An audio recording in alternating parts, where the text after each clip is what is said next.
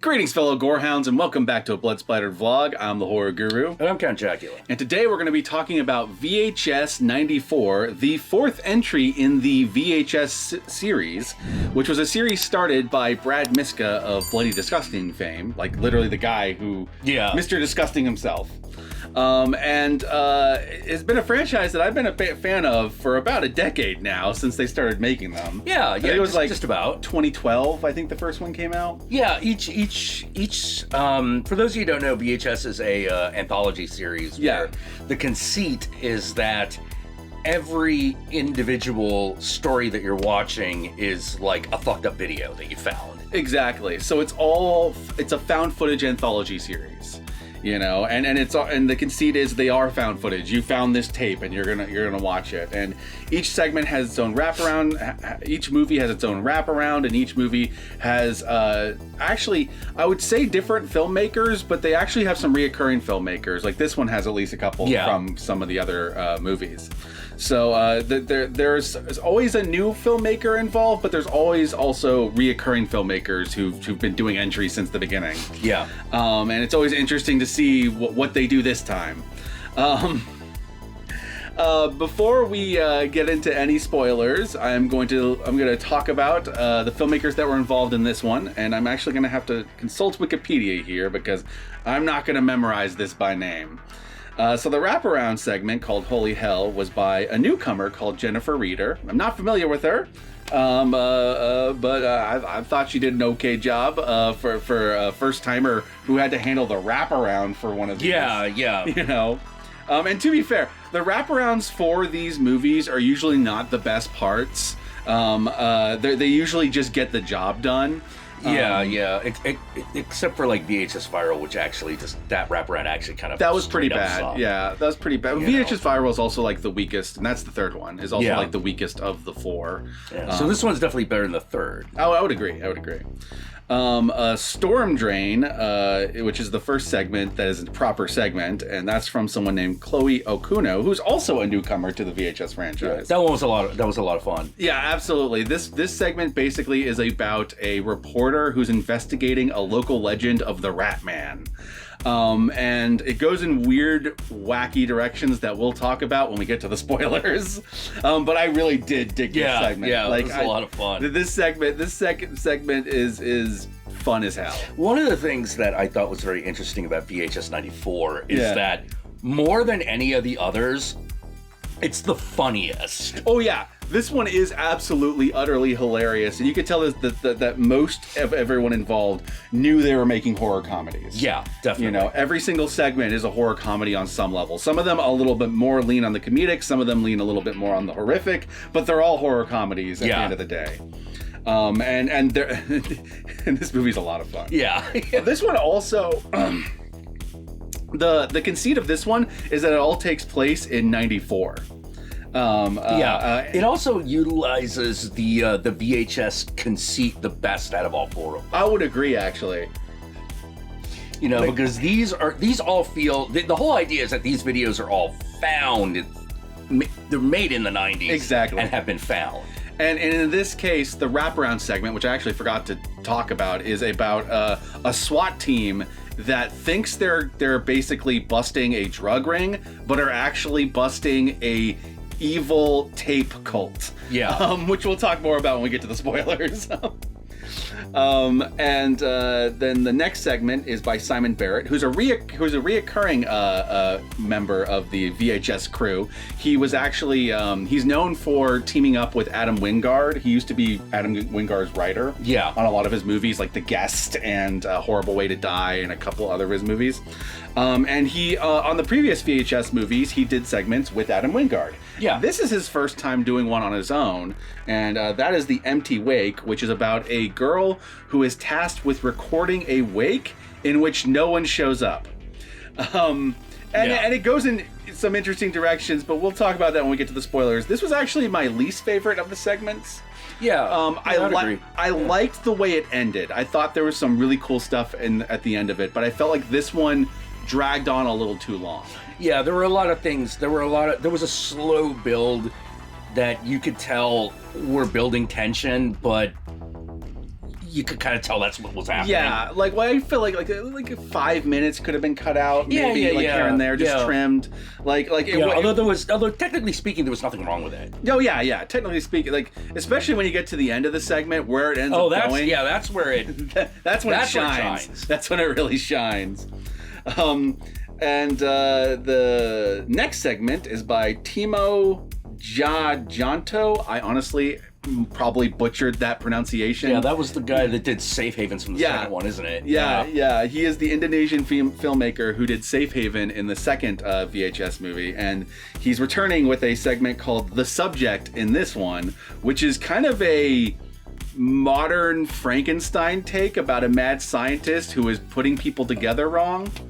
But it goes, once again, it goes in wacky ass directions that I don't want to spoil for you just yet. We'll talk about when we get to the spoilers. Yeah, this guy has always, of the VHS directors, he's always delivered the most consistently found footage. Oh yeah.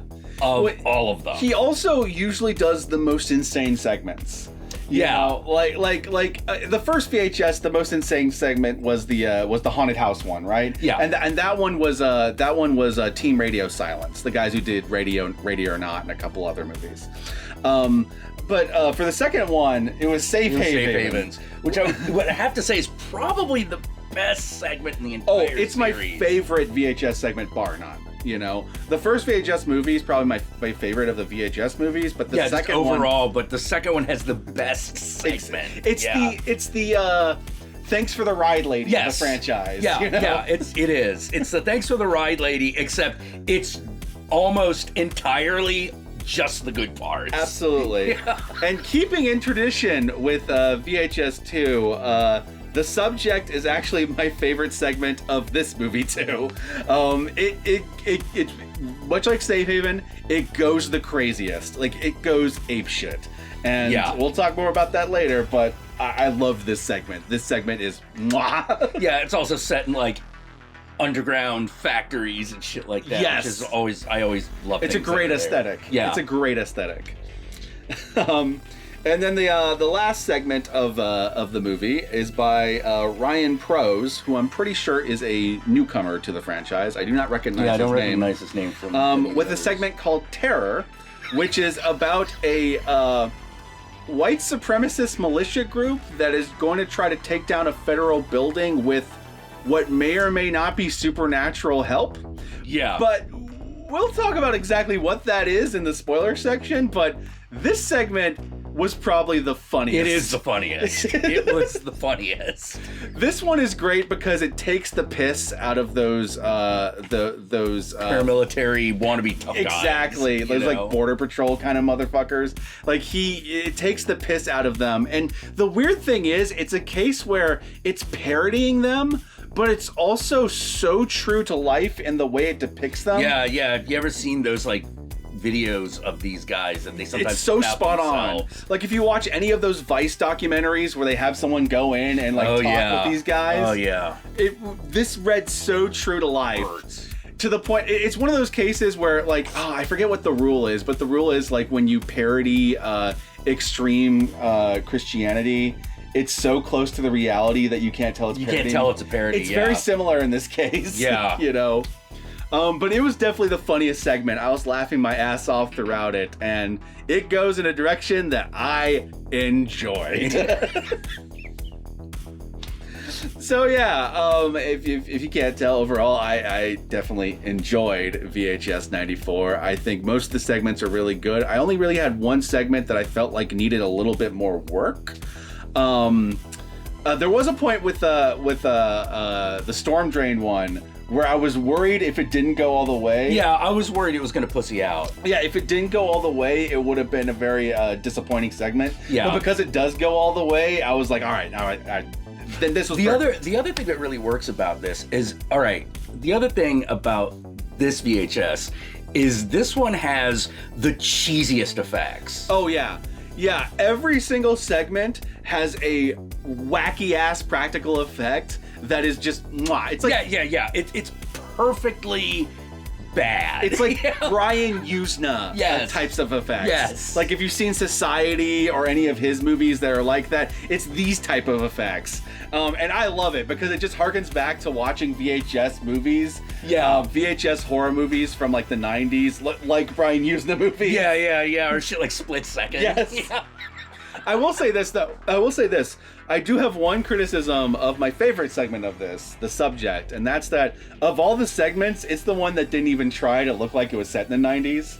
Yeah, yeah. It's got like super high definition cameras. Yeah, it's a really, really nice looking camera like you probably could never have found in the 90s, but like, I don't think you could have made the kind of movie that the guy was making with cameras from that era. Like, even if you made it look like that, it wouldn't have read. It's totally fair. Like it's a minor criticism, but like really when you put it up next to Terror, the last one. Oh, well, Terror is the one that felt the most genuine. Yeah, you look at that, it looked like they literally just went back into the 90s, grabbed a VHS camera, and filmed it in the period, you know? Yeah, one of the other things I thought was pretty cool about the movie is that it does such a good job of using the VHS conceit that you don't notice when the thing goes from full screen to letterbox. Yeah. It does it seamlessly. Like, you do not notice when it happens. Nope. Like when it plays with the aspect ratios, it's so seamless. Yeah, you don't notice. You don't fucking notice. This movie is gory as fuck. I love it. Like, got awesome practical effects, people getting limbs ripped off, fucking people getting eaten by monsters, just so much fucking great shit. It definitely feels like this was like a, this one more than the others really did feel like it was kind of going like, you know what we like trauma. Yeah. There's a little bit of trauma in this. Like, I got the vibe that when they were making the third one, they were going in that direction, but I don't think they hit the mark as well as they did in this one. No, that really weird, like, magician one just didn't work. And you're just sitting there going, I don't know what I'm supposed to be feeling here. This is not good. Yeah, like the third one has the feel of a Rush sequel, you know? Yeah, oh yeah. Like back in the day when they were making sequels to slasher movies and they would like rush a sequel like in less than a year and it would be like very sloppy and very... Yeah, well it felt like that, particularly that segment felt like Blair Witch Book of Shadows. Oh yeah. You know, because you're just sitting there going like, look, you obviously took a lot of time and you did your best. Yeah. And but why did you do this at all? Yeah. Like, I totally agree. This movie feels like a return to form for the VHS franchise. Oh yes. Like this one, I had just as much fun watching this, and it brought me back to watching the first two. It remembers the face of its father. It does. 100%. The thing I really love about VHS as a franchise overall is that it's like a collection of horror filmmakers that either had just become big names or were on their way to becoming big names. And by the time we get to this one, many of the filmmakers who were involved in the first two are now big names. Yeah, well, like, was it David Bruckner? David Bruckner, he was involved in this one too. Yeah. He was a producer on this one. He was originally gonna like direct the wraparound, I believe, but he got Hellraiser. And he's just like, I'm gonna have to go work on Hellraiser. Yeah. He actually had a movie that came out this year called The Night House that we're actually that's super good. We're actually going to record a vlog for it right after this because it came out around the same time. David Bruckner was also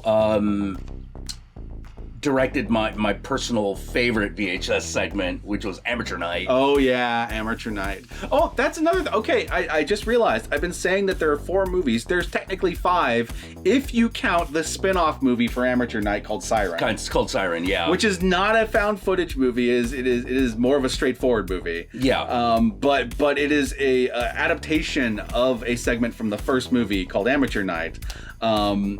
Which I like the segment and I like that movie, but for different reasons. Yeah, well, they're very different. Yeah. Like the first one is very like, no pun intended, but it goes right for the ball. Yeah. You know, it goes right for it. Whereas the movie kind of it's a little watered down. Yeah. You know, and it fortunately it does have the same main actress. Yep. Which if they didn't get Hannah Fearman for that, it would not have worked at all. It would have. They would have had problems. Just died on the fucking stage, you know. And that movie ended up being directed by a completely different VHS segment director. So this franchise, like, there's a whole bunch of awesome filmmakers all working together and collaborating and trading places, and I love it. Yeah. Also, VHS holds a special place for my heart because it was one of the earliest movies that we actually reviewed together. Yeah. back when Friday Night Fright Flicks, back in the day when we were on Blip TV. So it almost feels like coming full circle a little bit to be vlogging the latest VHS movie, which is the return of VHS. Yes, basically. Pretty much, because they haven't had one in a while. No, they kind of let the franchise sit for a little bit, and then decided to bring it back, and they brought it back in a big way, the Shudder way. Yeah. Which brings me to, this movie is currently available on Shudder. If you want to watch the movie, then I suggest subscribing on Shudder to watch it, and it will most likely get a DVD and Blu-ray release at some point. I don't think that's out now, but it will be eventually, because unlike other platforms, Shudder lets its movies do that. So that's pretty fucking awesome. And with that said, my fellow Gorehounds, unless you count a Ratman. No, Ratman doesn't get hurt. I don't think an animal gets hurt in this movie that I can think of. No, wait. There's a dead bunny. There is a dead bunny. There's a dead bunny. All right. There's a dead bunny. Be warned. It's in the last segment. So that way you know. And with that said, my fellow Gorehounds, let us move on to the spoilers.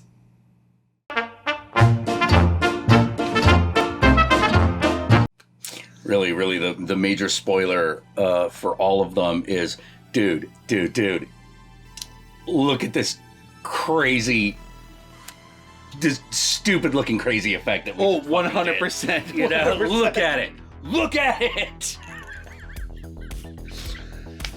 All right, so we'll do the wraparound first, just because it's the least interesting to talk about, so we'll get it out of the way right away. So the wraparound has a SWAT team that is investigating, that is doing a drug bust, but it turns out to be a weird, creepy cult that's obsessed with cult tapes.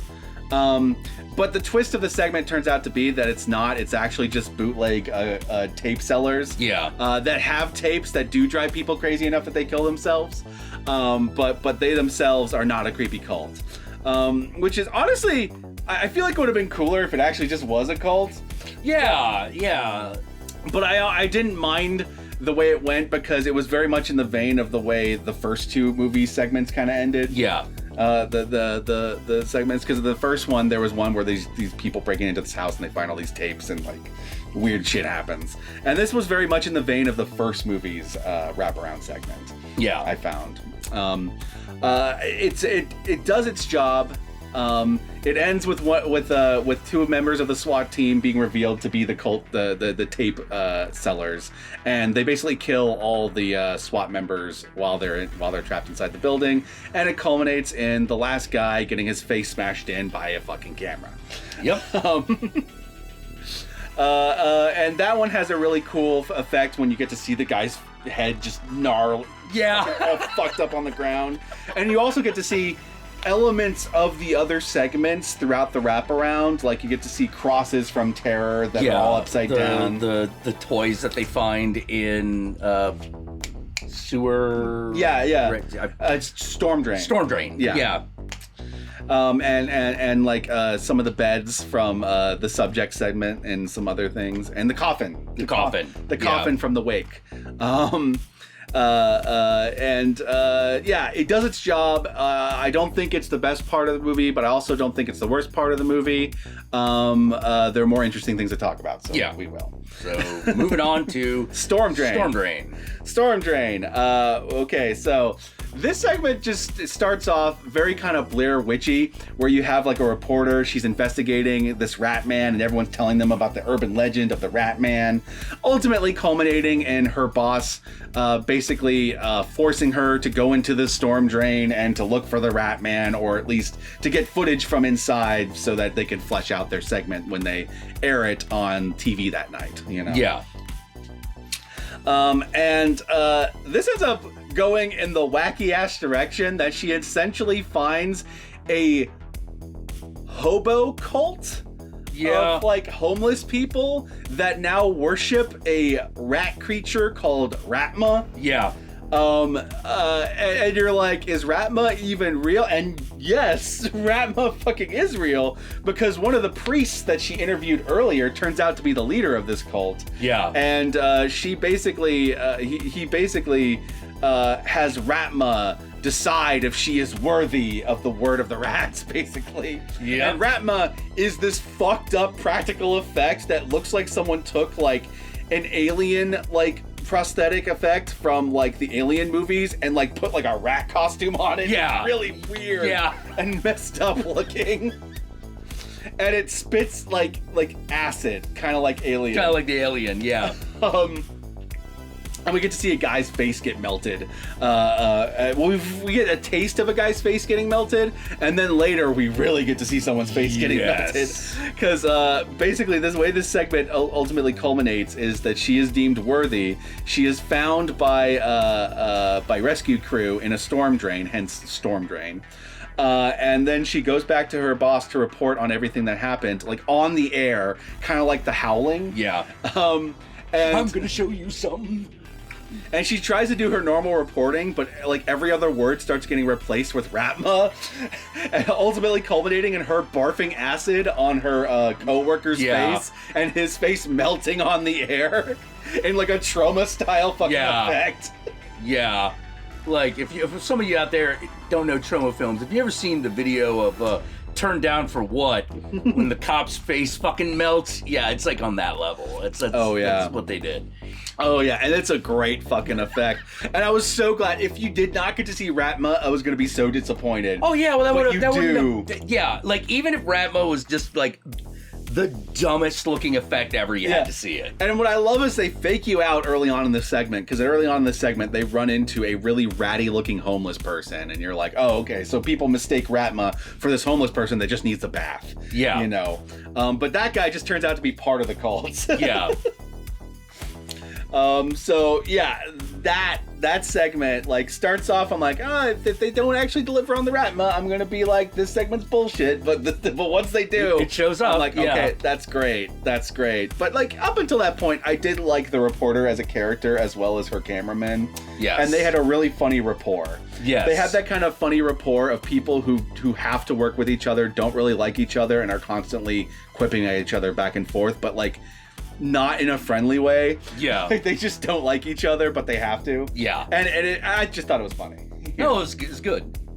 You know. Excuse me. And then of course the next segment is next one, that would the Empty Wake. Empty Wake. The Simon Barrett segment. So this segment basically, you have the girl and she is trying to record the wake, but no one shows up to the wake. But while she's waiting for people to show up, there's a tornado warning, and on top of that, there's knocking in the coffin. Yeah. And it's a closed casket coffin because the guy got some sort of horrific accident that fucked up his face. So she is obviously getting freaked out more and more as the night goes on, and nobody shows up, and the coffin keeps moving, and she keeps moving it back. And then a weird I guess Romanian kind of guy shows up. Yeah, Romanian, German, something. He kind of had that Eastern European kind of thing. Yeah, going you on. really got the feeling that was definitely what they were going for. Like at first when he showed up, I was like, is there gonna be like a vampire in the box? Like, is this some sort of Transylvanian shit or whatever? And he shows up, he sits down, he delivers what I think was some sort of satanic ritual or something. Yeah. He says Satan several times. yeah. You know? Onto the coffin, but to her it just sounds like he's just saying his prayers. There's a point in which the lights go out, and she has to get a candle, but then the lights come back on once she gets the candle, and that was pretty funny. But that is the one part of the movie I probably would have just cut out just to shorten the segment a little bit, because it kind of drags on a little bit. It does drag a little bit. Yeah. You know. But basically what this culminates in is the creature inside the coffin bursts out and she has to deal with the dead body who's now a zombie. And it is a zombie with half of its face cut off, but like in a diagonal fashion. So it's like all fucked up, and you can see the inside of its brain, and this part of its head is just somewhere else. Yeah. And it's just, its tongue is hanging out. It's just like, ugh! And it can't see her because it has no eyes. It's in a diagonal fashion, so it has no eyes. So she has to like try to hide from it without making a sound, but then she like sees like the hand crawling on the ground. Yeah. And you get the vibe that this is like the beginning of a zombie apocalypse. Yeah. And this culminates in a really cool moment where she's trying to hide from the thing, but she finds the other part of the face. Yeah, which has that one eye and starts looking at her. Yeah, it wakes up and looks at her, and then the body now through that eye can see her and comes after her, and then the tornado ends up hitting and knocking a hole in the wall, and then she goes crawling out as a zombie after having been attacked by the zombie. Right. Obviously, beginning of a zombie apocalypse. I really love the zombie effect in this. It's a really awesome looking zombie. Yeah. It's one of those like Greg Nicotero would be very proud. Oh yeah, like it felt like the whole reason that the segment was made. It was sort of like, look, I got this really cool idea of the zombie effect. Exactly. You know, it's what the whole segment's built around. You know, I my only sadness with the segment is I do feel like it drags out of all the segments, and you probably could have cut out the gag with the lights going out, and it probably you wouldn't have noticed. I don't think you would have noticed. Yeah, maybe not. Yeah, probably not. It's hard to. Yeah, it's hard to judge. I feel it's in that weird place where there's definitely something to criticize, but it's not a bad segment. No, it's not a bad segment at all. There have been other segments in previous entries that I just thought were just bad, and I didn't think this one was bad. No, not at all. Like, I think, oh God, what would be... Oh, the worst one would be the Stage Magician one, the third. Yeah, fair Viral. enough, yeah. That one was terrible. Yeah, fair enough.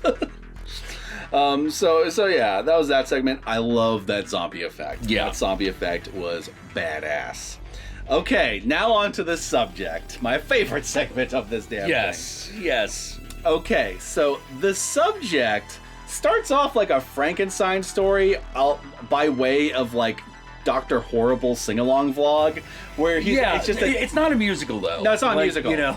But like you're watching this mad scientist basically document in a vlog kind of fashion his experiment that he's doing where he's got this guy and this girl and he's turning them into half man, half machine creatures. Yeah. For some reason. And you get that like kind of like moment from RoboCop where like he turns one of them on and we can now see through her eyes because she's got a camera for eyes now. This segment did not go at all where I thought it was gonna go. I thought this was gonna be like Frankenstein, like the creature is gonna turn on its creator and like, you know, try to escape or whatever. No, what ends up happening in this segment is the fucking SWAT team arrives, kills the doctor, and then tries to kill her to put her out of her misery. But then one of the other creatures that he created wakes up and it's this weird like fucking, I don't know how else to put it. It looks like a creature from like Doom Eternal or something. Yeah. You know, like a fucking demonic big looking thing with a blade, big sword for an arm, you know? You know, or Frankenstein's Army. If you've ever seen that movie, it looks like a creature from that. You know, where it's half man, half machine. It's got like fucking like searchlights for a head, you know, and it's got blade for an arm, and it just starts killing the cops one by one, and then she's trying to escape. And then from this point on, it kind of evolves into a first-person story from the point of view of the female subject, as she's trying to escape, both dealing with the SWAT team that remains in the building, as well as all the other experiments that the guy created. Yeah, you could tell that part of the conceit of this one was to do a Doom style, a first-person shooter style story from the perspective of the boss monster. Yeah. and you're watching her go around, and it's structured kind of like a video game where like she sees plans for like a thing because she's missing an arm and she's got like this metal plate there and she doesn't know what's up with it, but she finds like these plans on the scientist's desk that like detail like a massive Gatling gun she can put on her arm. And you could tell that it's supposed to go like on the arm. Like it's made for it. He just hadn't put it on yet, you know. And and you're watching her walk around, and she sees herself in a mirror, so you get a good look at her, and she's all fucked up, and it's a great. It's a really cool effect. The effects in this are just fucking amazing. The best effects in all of the movie, she tries to escape the other subject that tries to attack her. She runs into a bunch of failed experiments, like this one little kid that's just like a head in like a jar. It's fucked up. Yeah. You know, and like this one girl who thinks it's all a dream, and she's on a table and her body organs are all that one was gnarly. Out. It's just messed up. Fucking messed up. I fucking love it. And eventually, like, she finds a way to fight back because she ends up finding that arm and putting it on her arm, and now she has a Gatling gun on her arm, and she fucks up the SWAT team in a scene that feels like it's like straight up from The Raid. Like just totally. Like like The Raid, or what was that first person movie that was Hardcore Henry? Hardcore Henry. Yeah. Kind of like Hardcore Henry. You know, because it's all first person, so it very much feels like a video game, and she just upgraded her arm, you know, and she's fucking them up, and then she eventually has to fight the other subject, and she has to save the one SWAT team member who actually cared about her. It's a it has a very, very touching ending, you know? Yeah. But it's just also the bloodiest segment in the entire movie. Yeah. It's a bloodbath. I love it. Yeah, like that's a monster. The monster there, meaning the main character, is one of those creatures that it was the most modern feeling one, because that feels like, something you'd read in like SCP or something. Yeah, it does. You know, where you're like, what the fuck is that? Yep. You know, like, do not get within 30 feet, or, It doesn't help. It also helps that because this segment is like filmed in high definition, like it really does feel like you're watching a video game on 60 FPS, you know? Oh yeah, definitely. It's like you're watching someone's Let's Play. Yeah. But what I really like about it is that even though she does speak a little bit, she's a character of very few words, and you don't really get to see her, you just see it from her perspective, but you totally understand what kind of person she is just from the way this all plays out. Like you get a sense of who she is, and you grow to care about her as the segment happens. And it pulls your heartstrings at the end too. I'm just like, God damn, this segment has everything. Yeah. And also the guy who plays the mad scientist in the first part of this is amazing. Great. He is awesome. He's channeling a little bit of like the Jeffrey Combs. Like he's just he's great. Yeah, he's doing the classic like fucking mad scientist stereotype to a T. Like, have you ever seen if you're particularly like a fan of like anime, whenever you run to like a mad scientist and like fucking Speed Racer or something, like like that guy, that's what he's doing, and it's great. He's magnificent. Yeah. So the subject, if nothing else, watch this movie for that segment, because that segment is mwah. Yeah, they laughed at me in Shanghai. Those fools, I will show them all.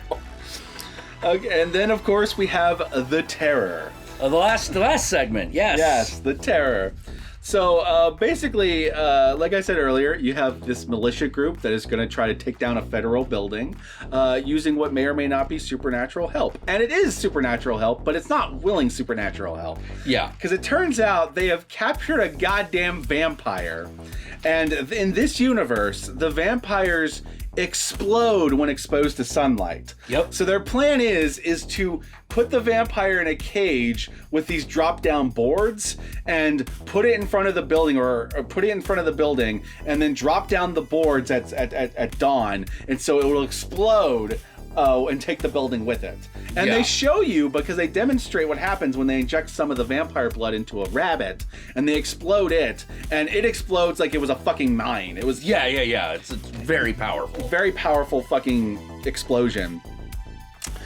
So you know a full-bodied vampire is going to be even bigger explosion. Yep. But of course, this segment goes in the direction of everyone gets really fucking drunk, two of the people decide to get drunk and fuck with the vampire, and now the militia group has to fight the vampire.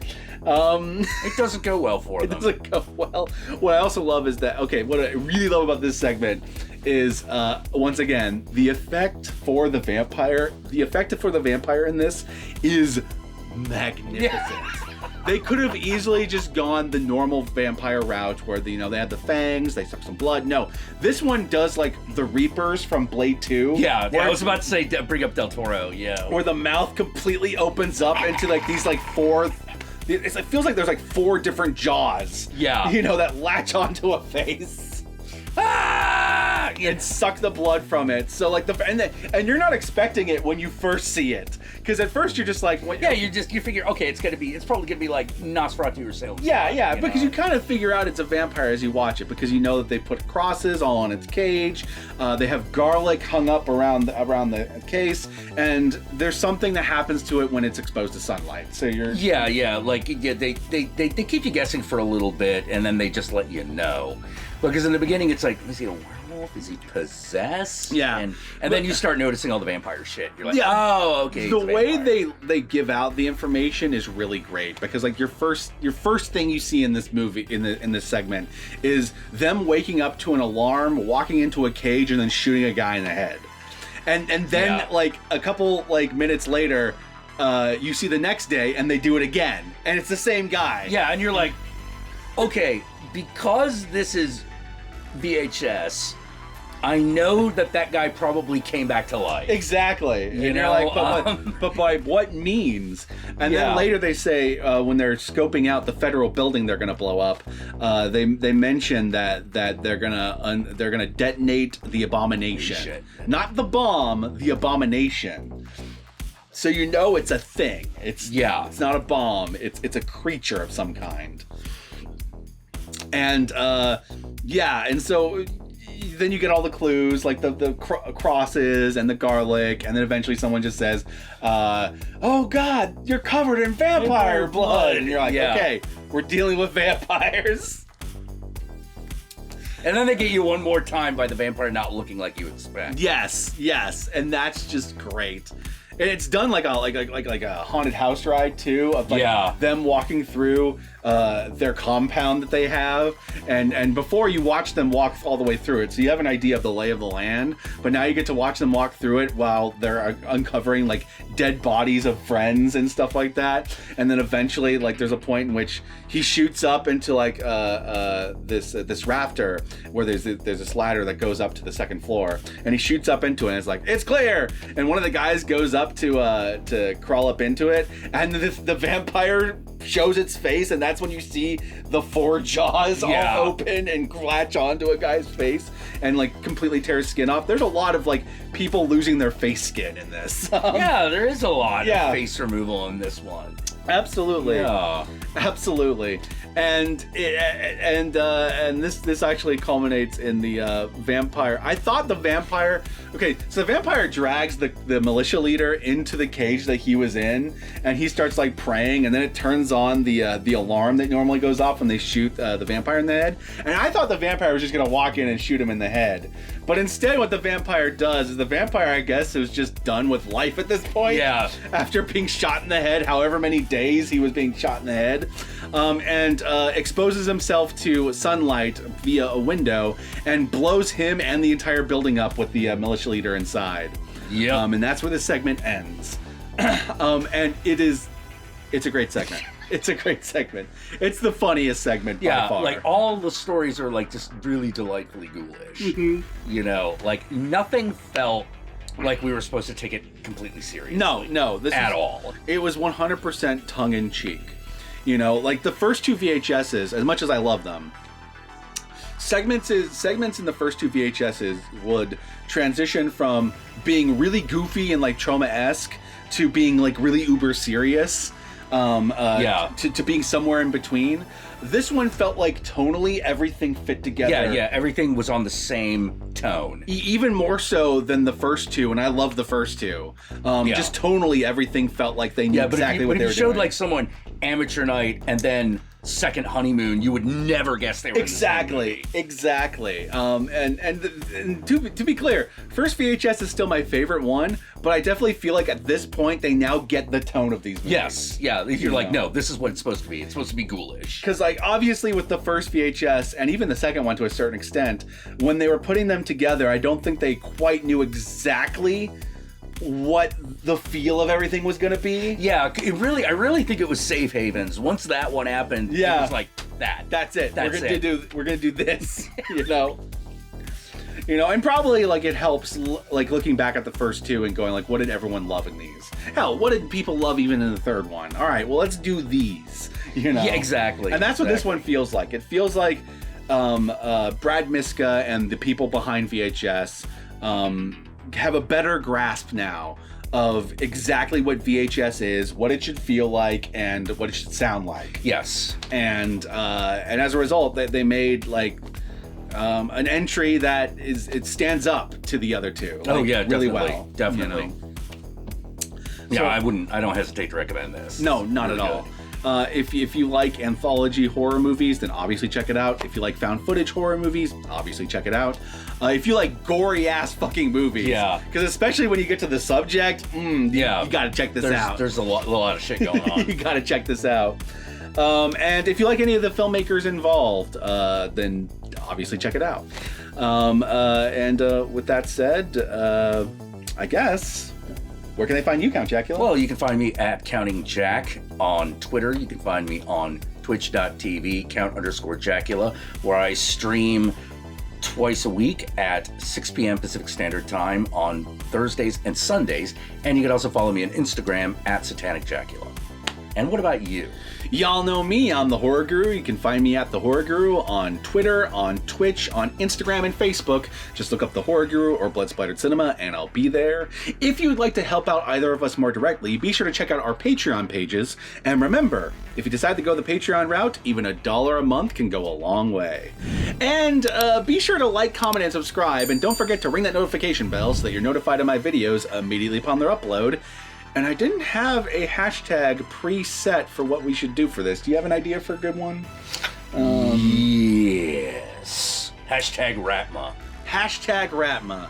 I want you to comment below, if you made it this far into the vlog, comment below and put hashtag Ratma somewhere in your comment, or even just comment hashtag Ratma. That's fine too, if that's all you got the energy to do. But comment below and put hashtag Ratma so that I know, and Jack knows, and everyone else out there knows that you watched this vlog all the way through. Also, it helps my analytics, so go us. And with that said, my fellow Gorehounds, we are once again going to try to record 2 more vlogs this week, and we're going to go do that. So, peace out.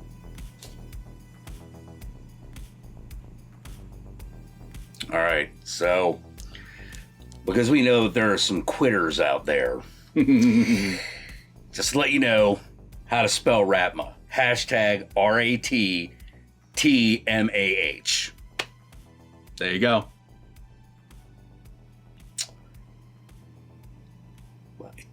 Take a look. It's in a book. It's reading Ratma.